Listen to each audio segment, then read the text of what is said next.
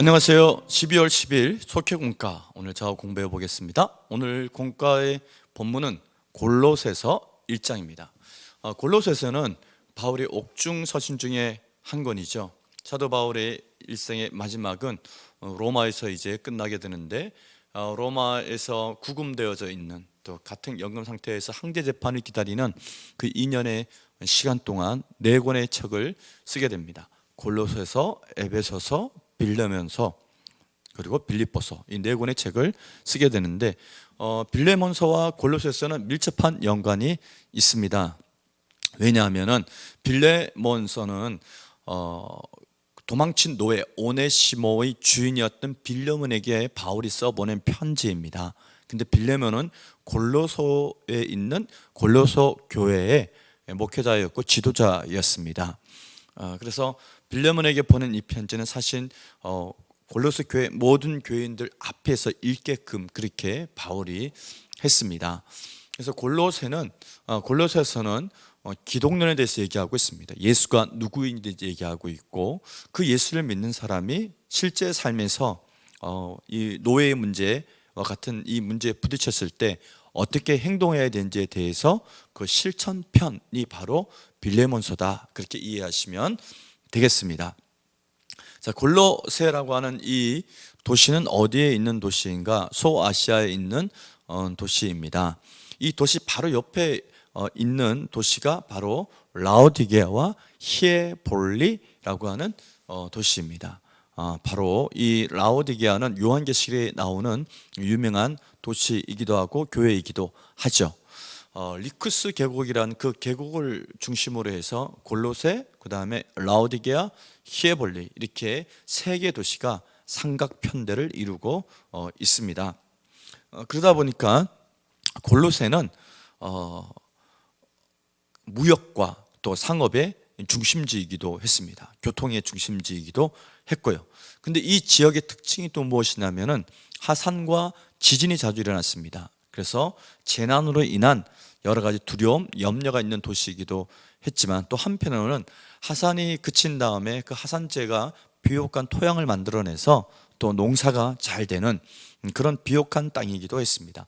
그래서 재난과 함께 풍요가 있는 도시가 바로 골로새였습니다. 그리고 도시 무역의 또한 요충지이자 교육의 요충지다 보니까 또 도시가 아주 풍성한, 또 활발한 그런 도시의 특징을 갖고 있었습니다. 그러다 보니까 그 도시에 사는 사람들은 재난에 대한 두려움이 있었습니다. 또 한편으로는 물질이 풍부하다 보니까 욕망도 있었습니다.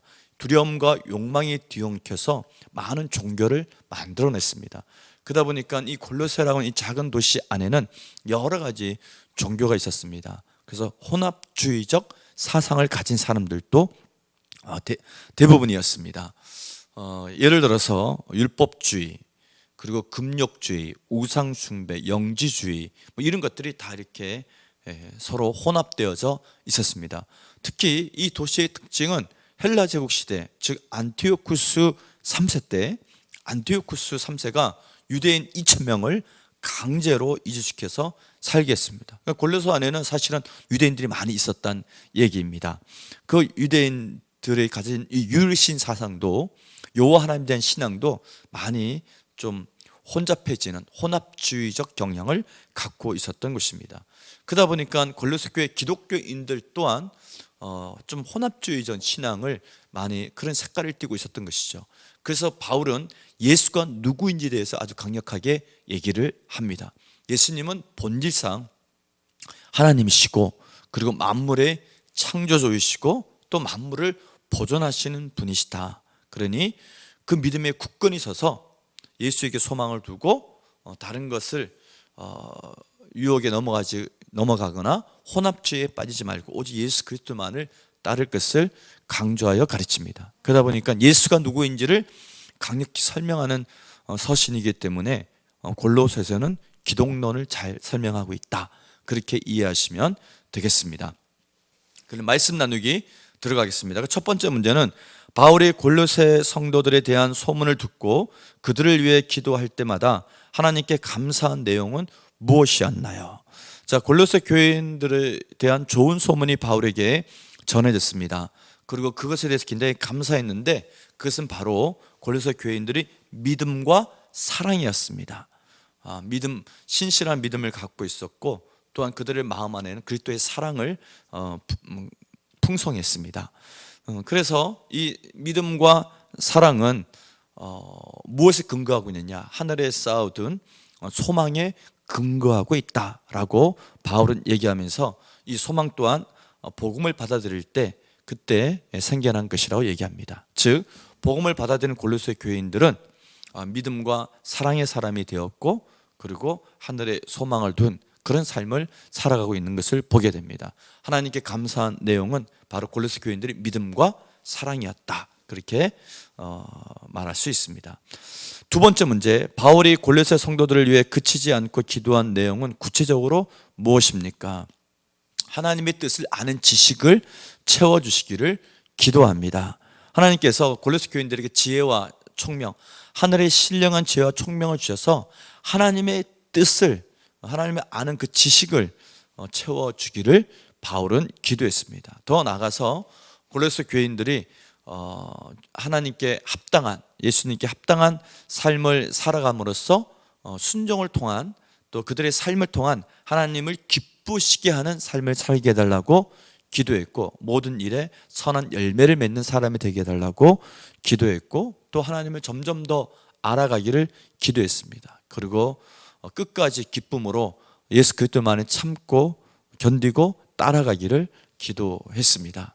그래서 하나님의 뜻을 아는 지식으로 충만해지기를 바울은 골로새 교인들 위해서 기도했을 뿐만 아니라 하나님을 기쁘게 하는 삶, 또 열매 맺는 삶, 그리고 끝까지 참고 견디고 믿음을 지키는 그 삶을 위해서 기도했다, 이렇게 정리할 수 있습니다.